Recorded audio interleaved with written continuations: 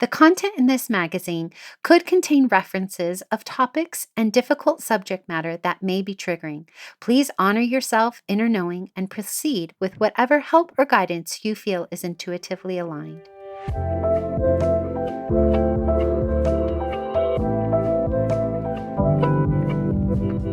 Welcome to Sovereign Magazine Podcast. I'm Nicole George, CEO and founder of Sovereign. I'm so happy you are here. We are the magazine podcast and community guiding 5 million women to their sovereign selves. From heart-led conversations to magical meditations, our inspiring guests will show you how they can help you step into your sovereign self. Are you ready to listen to your inner voice and step into your power? Then keep listening to hear all of the intuitive messages meant for you today. Hello! Today I have the privilege of reconnecting with Chris Melville, our amazing personal empowerment coach here at Sovereign Magazine, alongside her transformative coaching sessions and workshops for the Sovereign community. Chris runs a thriving coaching practice and is a certified rapid transformational therapy practitioner. With over 30 years of corporate experience, she is passionate about empowering women to overcome mindset challenges and build thriving businesses. As a true expert in personal empowerment, Chris is here to help others step boldly into their own power. Welcome back, Chris. Well, hello, Nicole. It's so nice to be back. Yes. Okay, so today we're exploring inner peace, outer tranquility, which is the theme for our November full moon issue. And in your article, A Clean Desk Won't Fix the Chaos Within, you really remind us that inner peace doesn't come from all the candles and the retreats and that perfectly clean desk, that it comes from cultivating that relationship and emotional safety within yourself. And I want to say for anybody who's familiar with Chris's podcast, we're going to do something a little different for our Steps to Our Sovereign Self segment, so definitely stick around. But for those who haven't read your article yet, why don't you give us a little overview about this topic and a clean desk not fixing the chaos within? This is like one of my favorite things to talk about because we're always looking for hacks now, aren't we? It's like we're so stretched for time. And it's like, oh, I just need a hack to relax. I need a hack to ease my anxiety. And we embrace bubble baths and that glass of wine and the scented candle and the nice oils. And it's a band-aid. It's band-aid. And if you're not doing the internal work, it's just never going to stick. And that's what I love about this topic. It's like, yep, you can go and do that, and you're going to feel fine maybe for an hour or two, and then it's all going to come back. So do the work. Yeah. Do the work.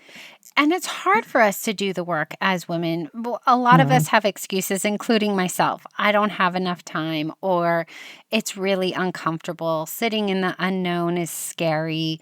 I don't know where to start. It's endless, right? Or, Yeah, it is. what we're coming up with maybe doesn't feel aligned, or maybe who we're afraid to spend some money because that person might not be aligned, or are they going to really help me? There's so many excuses out there. But really what we need to think about and go deeper into is when we start to deal with that inner chaos, it kind of creates ripples, wouldn't you say?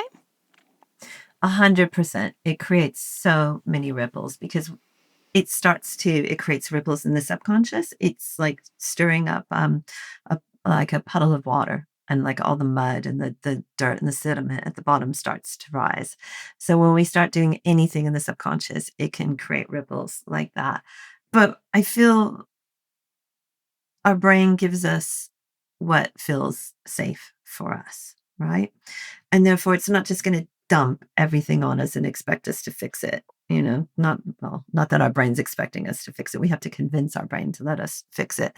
It's peeling of layers, and we go so far, and then we just need some time to like re-navigate everything in our life. How does this now fit my identity? Does my nervous system need some re-regulation? Am I slipping into old thinking patterns? How I can catch myself doing that? But you know what? It creates other ripples as well. because the more calm we feel, the more secure and safe in ourselves, the more we can step into who we are naturally, that ripples out to everybody around us. When I started my healing journey, oh my God, it made me such a better mother. It made me more patient with my kids, made me more calm at work, better relationship with my work colleagues. They weren't always annoying me, you know. So the ripple effects go both ways. Yes, yes.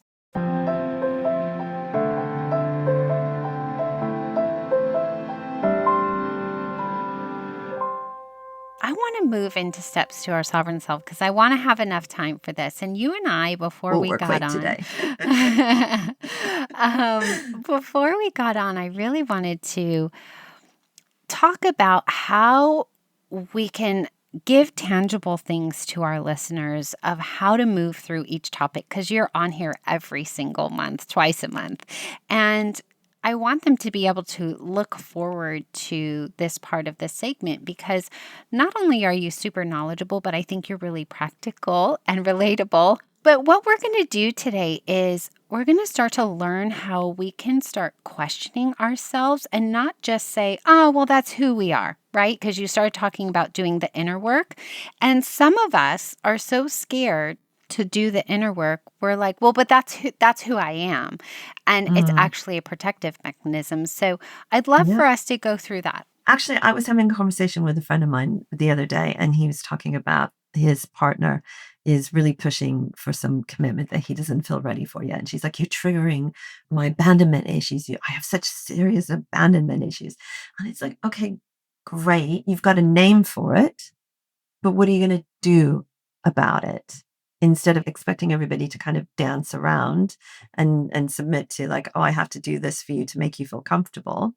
Why would we put control of our physical and mental comfort into somebody else's hands? So for me, this is the first thing. It's like, okay, there's something going on here and I want to take control of it.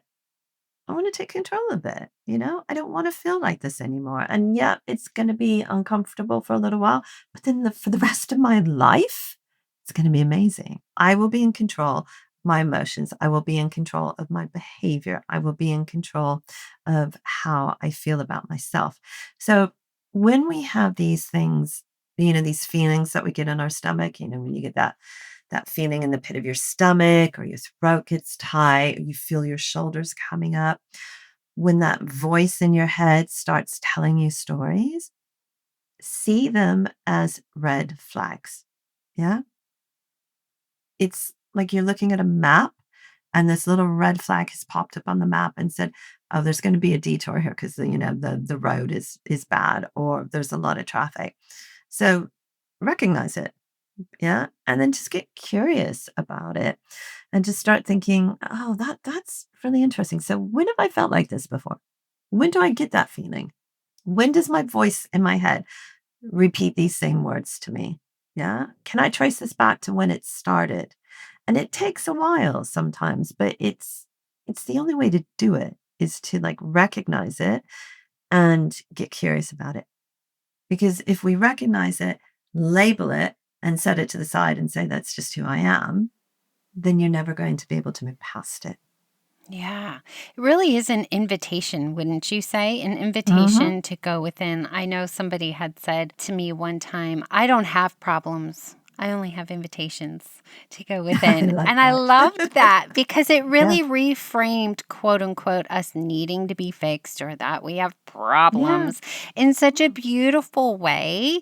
And I'm like, when she said that to me, I thought of an envelope and like opening up a wedding envelope, my invitation to go to a wedding, right? So anytime I have these red flags that we were talking about, I say the word invitation.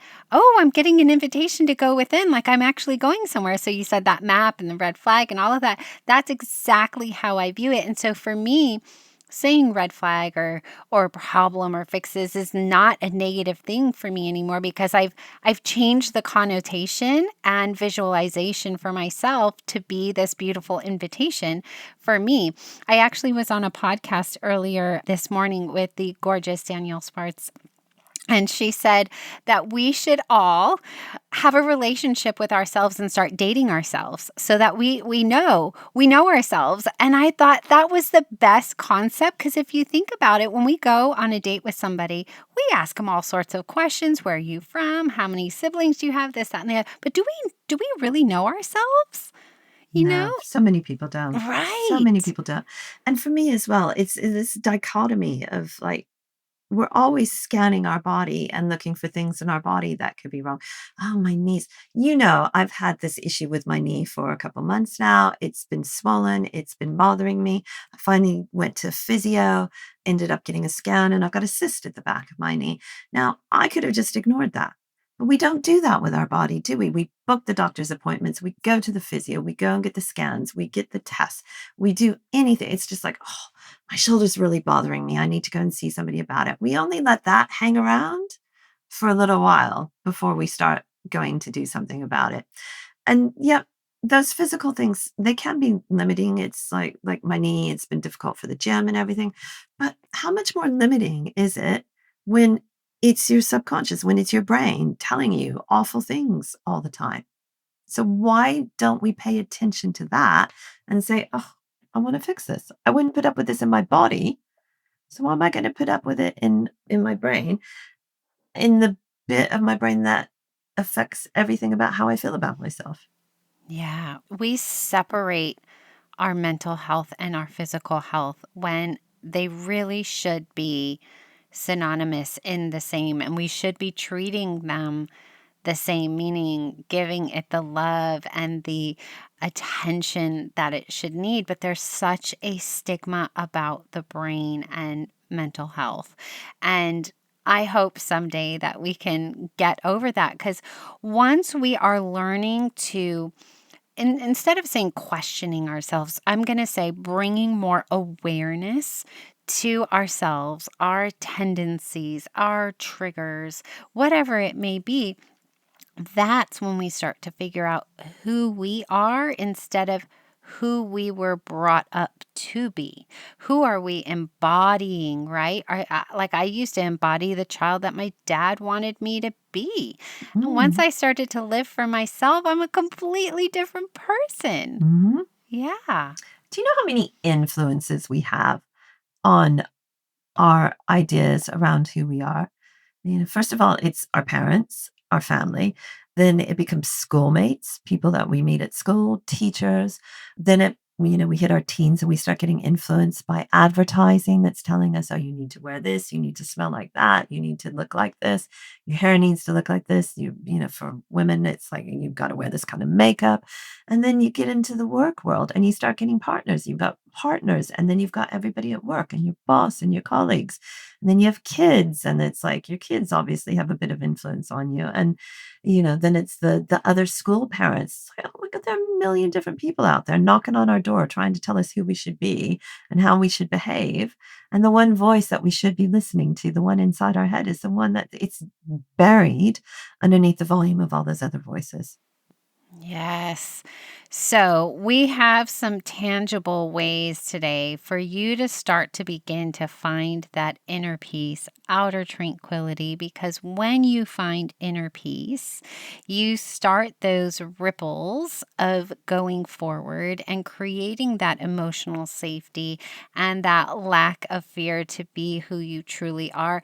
And one of the things before we go, you were talking about in your piece is when you come from a place of peace, inner peace, you're really at your leadership edge.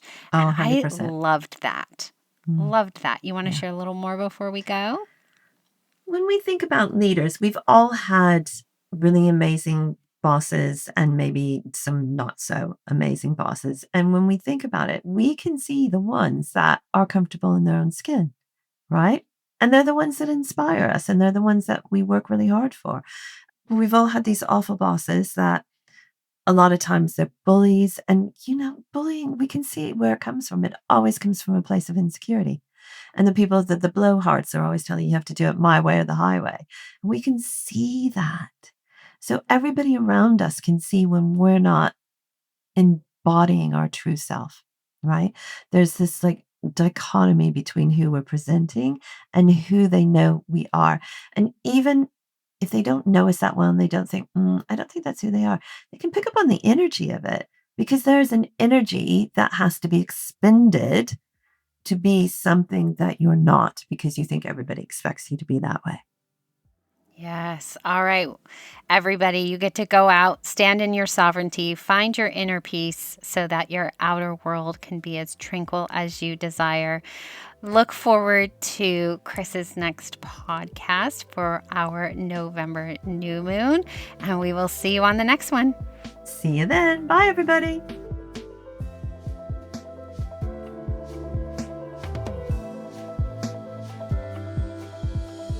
Thanks for listening. I'll be back tomorrow with another soul-led entrepreneur here to help you step into your sovereign self. Subscribe to our magazine and podcast and join our global community for all the magic. Details to connect with today's guest or join the movement are in the show notes. And if you enjoyed this episode, please leave a review. It helps us reach our goal of guiding 5 million women to self-sovereignty.